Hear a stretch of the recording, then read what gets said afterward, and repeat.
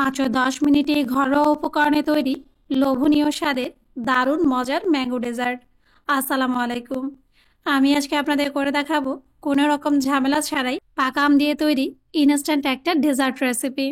তো আমার রেসিপিগুলো যদি আপনাদের ভালো লেগে থাকে তাহলে আমার চ্যানেলটাকে সাবস্ক্রাইব করতে ভুলবেন না।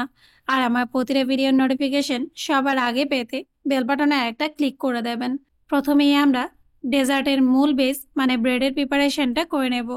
তাই এখানে আমি 8 পিস ব্রেড নিয়ে নিয়েছি। আর একটু খেয়াল করুন, ব্রেডের চারধারে যে ব্রাউন অংশটা থাকে সেটা কিন্তু আমি আগে থেকে কেটে বাদ দিয়ে দিয়েছি। এখন এই ব্রেডগুলো আমি একটা সাইডে সরিয়ে রাখবো। সেই সাথে ব্রেডগুলো ভাজার জন্য চুলার প্রিপারেশনে চলে যাব। এর জন্য এখানে আমি চুলার মিডিয়াম হিটে একটা প্যান বসিয়ে দিয়েছি। এখন এই প্যানের মধ্যে দিয়ে দেব 1 টেবিল চামচ রান্নার রেগুলার তেল, 1 টেবিল চামচ ঘি। এখন তেল আর ঘিটাকে হালকা গরম করে এর মধ্যে আমরা 3 পিস করে ব্রেড দিয়ে খুব ভালোভাবে গোল্ডেন ব্রাউন কালার মানে মুচমুচে করে ফ্রাই করে নেব। দেখুন, কিছুটা সময় ভেজে নেওয়ার পর ব্রেডের একটা পাশে কিন্তু খুব সুন্দর একটা ব্রাউন কালার চলে এসেছে। এখন এই ব্রেডগুলো আমরা উল্টে দিয়ে উল্টো পাশটাও সেম ভাবেই ভেজে নেব। সবগুলো ব্রেডই দুই পাশ থেকে মুচমুচে করে ভেজে নেওয়া হয়ে গেলে এ পর্যায়ে ব্রেডগুলো তুলে একটা কিচেন টিস্যুর ওপর নিয়ে নেব, যেন এর এক্সট্রা তেলটা পুরোপুরিভাবেই ঝরে যায়। সেই সাথে সেমভাবে বাকি ব্রেডের স্লাইসগুলো ভেজে নেব। দেখুন, সবগুলো ব্রেডের স্লাইসে কিন্তু ভেজে নেওয়া হয়ে গেছে। আর এই পর্যায়ে এই ব্রেডের স্লাইসগুলো একটা সাইডে সরিয়ে রাখবো। ডেজার্টের জন্য সিরাপের প্রিপারেশনটা করে নেব। তাই এখানে আমি আবারও চুলার মিডিয়াম হিট একটা প্যানের মধ্যে দিয়ে দেব মেজারমেন্ট কাপের 2/3 কাপ পানি, 1/2 কাপ পরিমাণ চিনি, 3টা সবুজ এলাচ। এখন এই সবগুলো উপকরণ খুব ভালোভাবে একসাথে মিশিয়ে নিয়ে সিরাপের মধ্যে একটা বলক তুলে নেব। আর কিছুটা সময় জাল দিলেই দেখবেন সিরাপের মধ্যে কিন্তু প্রথম বলকটা চলে এসেছে। আর এই সিরাপটা কিন্তু বেশি ঘনও হবে না, আবার বেশি পাতলাও হবে না। দেখুন, সিরাপের মধ্যে কিন্তু প্রথম বলকটা চলে এসেছে। আর এই পর্যায়ে প্যানে ঢাকনা দিয়ে দেব এবং এই সিরাপটা চুলা থেকে নামিয়ে একটা সাইডে সরিয়ে রাখবো। সেই সাথে আমের প্রিপারেশনটা করে নেব। তাই এখানে আমি আবার চুলার মিডিয়াম হিটে একটা প্যানের মধ্যে দিয়ে দেব 2 টেবিল চামচ বাটার। এখন বাটারটা হালকা একটু গলে গেলে এ পর্যায়ের মধ্যে অ্যাড করে দেব মেজারমেন্ট কাপের 2 কাপ পরিমাণ ম্যাঙ্গো পিউরি। মানে হলো পাকা আম ব্লেন্ডারে ব্লেন্ড করে অথবা হাত দিয়ে চটকে এরকমই পিউরি তৈরি করে নেবেন। এখন বাটার আর ম্যাঙ্গো পিউরিটা আমরা অনবরত নেড়ে চেড়ে কিছুটা সময় জাল করে নেব। আর জাল করে নিলেই দেখবেন আমের মধ্যে থাকা এক্সট্রা পানিটা পুরোপুরিভাবেই শুকিয়ে যাবে। আর এই পর্যায়ের মধ্যে অ্যাড করে দেব 1 টেবিল চামচ চিনি। এখন চিনিটাও আমরা আমের পেস্টের সাথে খুব ভালোভাবে মিশিয়ে নিয়ে এ পর্যায়ের মধ্যে অ্যাড করে দেব 1 টেবিল চামচ কর্নফ্লাওয়ারের সাথে 1 টেবিল চামচ লিকুইড গরুর দুধ। খুব ভালোভাবেই মিশিয়ে নেব, যেন এর মধ্যে কোনো রকম দলা বা গুটলি অবশিষ্ট না থাকে।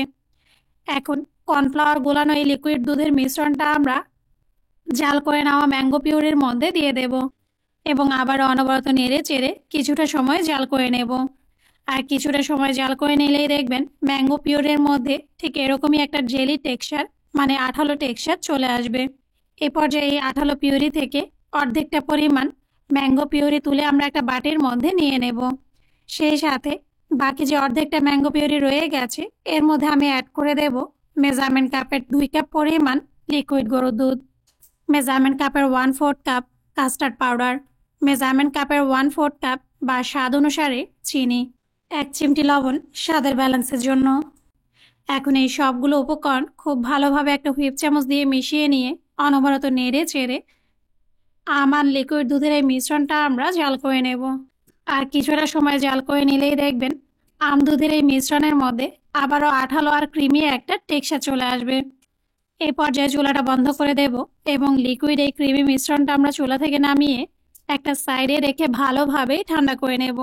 সেই সাথে ইনস্ট্যান্ট ম্যাঙ্গো ডেজার্টটা তৈরির প্রিপারেশনে চলে যাব। এর জন্য আগে থেকে যে ব্রেডের স্লাইসগুলো আমরা মুচমুচে করে ভেজে রেখেছিলাম সেখান থেকে 1 পিস করে ভাজা ব্রেডের স্লাইস নিয়ে সুগার সিরাপে ডুবিয়ে দেব। 2 থেকে 3 সেকেন্ড উল্টে পাল্টে ব্রেডের স্লাইসটা আমরা সুগার সিরাপের মধ্যে ডুবিয়ে নেব এবং 3 সেকেন্ড পর ব্রেডের স্লাইসটা তুলে সার্ভিং ডিশের মধ্যে নিয়ে নেব এবং সেমভাবে বাকি ব্রেডের স্লাইসগুলো সুগার সিরাপে ডিপ করে নেব।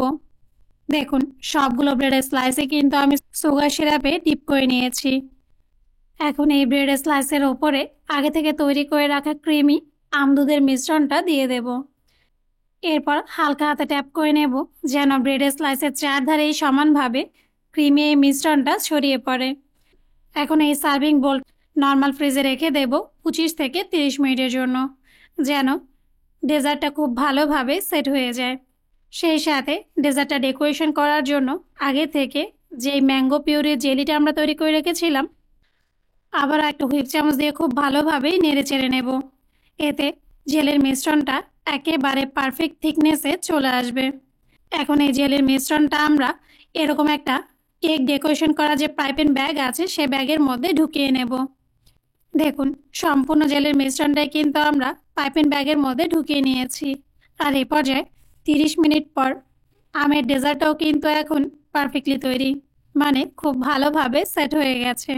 আর এই পর্যায়ে ওপর থেকে আমের জেলের মিশ্রণটা দিয়ে ঠিক এভাবেই আমরা ডিজাইন করে নেব এবং মাঝখানে কিছু কুচি করা পেস্তা বাদাম ছড়িয়ে দেব।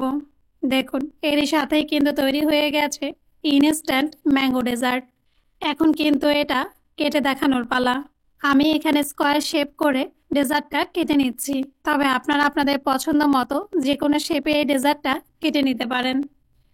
দেখুন, এরই সাথেই কিন্তু তৈরি হয়ে গেছে দারুণ মজার লোভনীয় স্বাদের ব্রেড ম্যাঙ্গো ডেজার্ট। তো আপনারা কিন্তু অবশ্যই দারুণ মজার এই ইয়ামি ডেজার্টটা বাসায় ট্রাই করে দেখবেন আর আমাকে কমেন্টস করে জানাবেন আপনাদের কাছে এই ডেজার্টের স্বাদটা কেমন লেগেছে। আজ এ পর্যন্তই। আল্লাহ হাফেজ।